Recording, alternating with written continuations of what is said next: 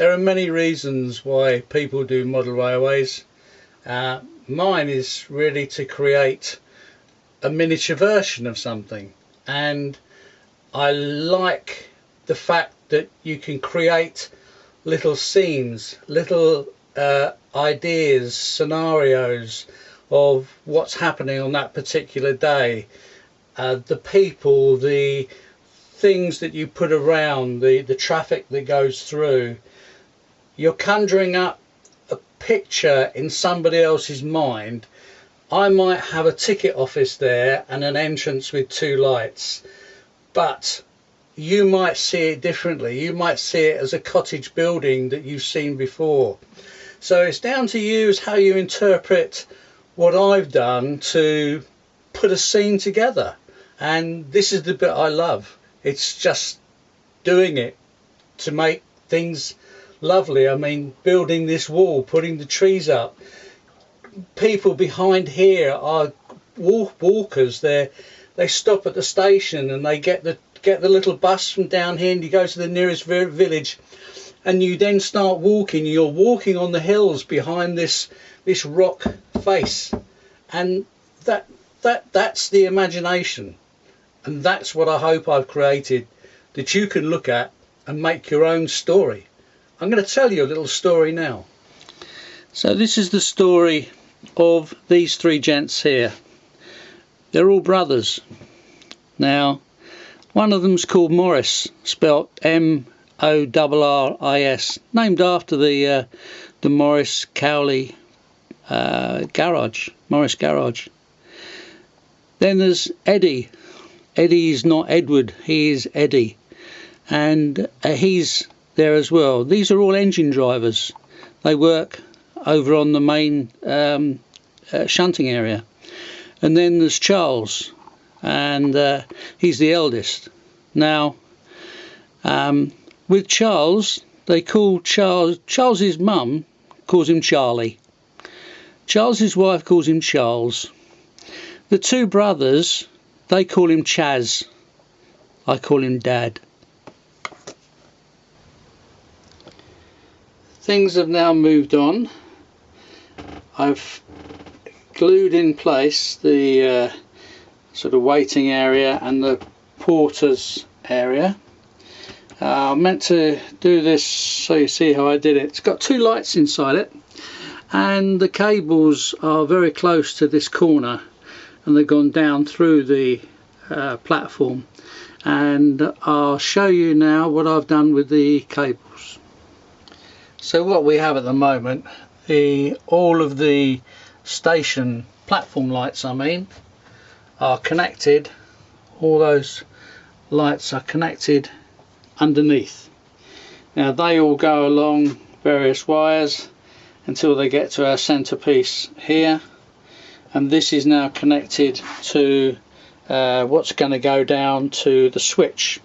So the platform lights will all be switched on independently. We then go to the lights for the station building and also the ticket office, and I'm using the little plug and socket small little lights.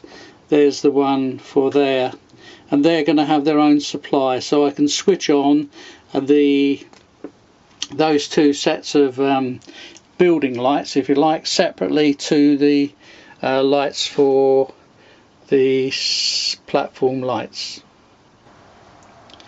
So there we have it. You can see the bulb in that one, and you can see the 2 bulbs in there, and also in the ticket office, which is high up in the roof, so you can't see that. So there we go, all lights working. So for the next stage, I'd just like to show you a few things I've got to connect all the electrics with. First of all, many years ago I bought this, which is a very good device. Mains in, indicator light goes on, positive one side, negative the other, so things like these lights you can connect side by side. So that's very, very good. bit of electronic gizmo there. I do not understand anything about electrics, but that's obviously they put that on for there.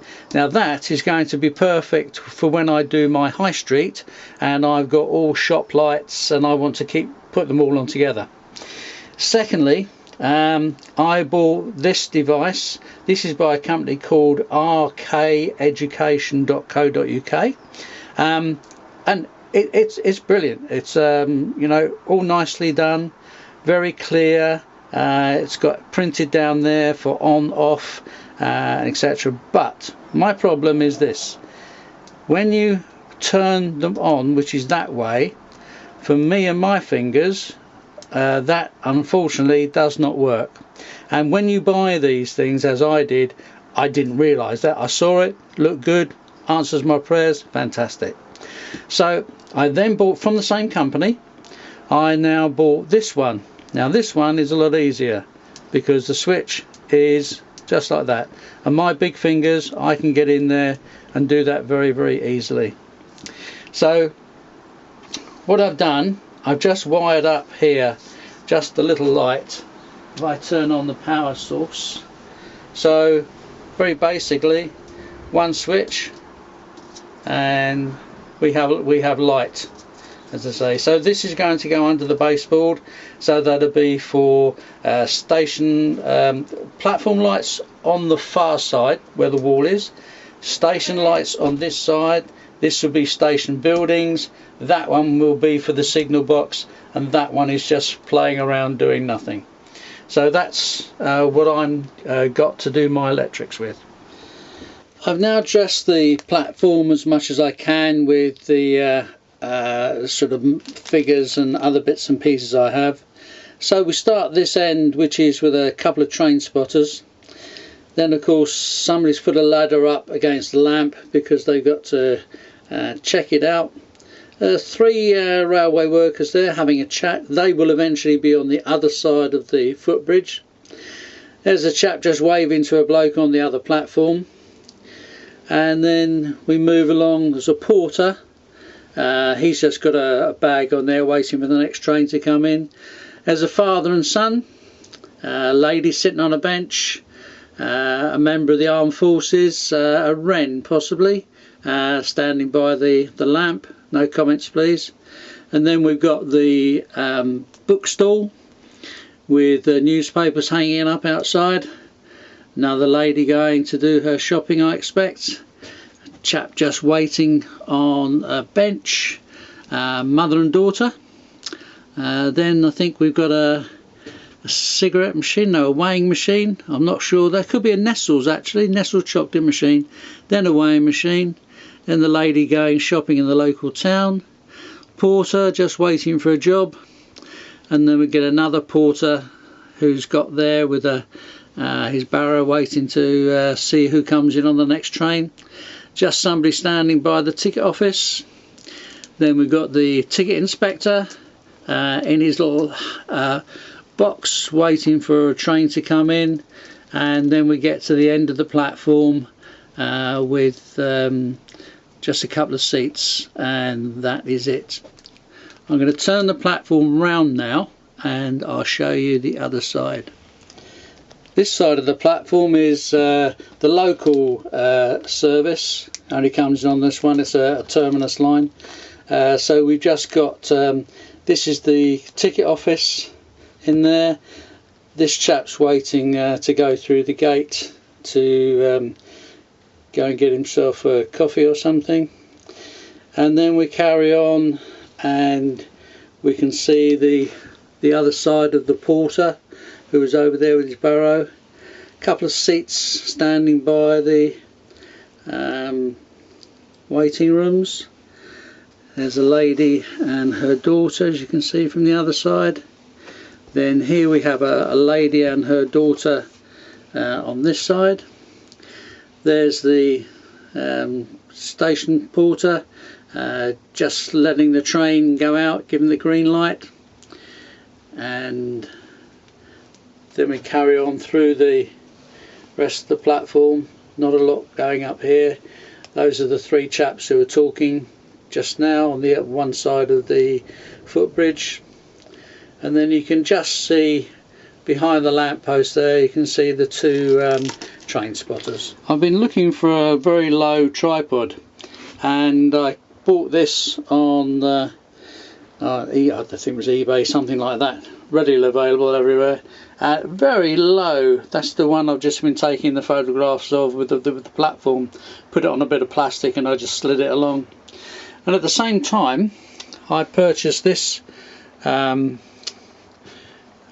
tripod.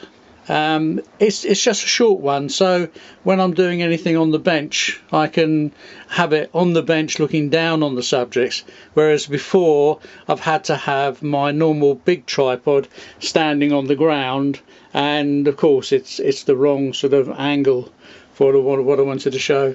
And this one also came with the clip to clip your iPhone onto.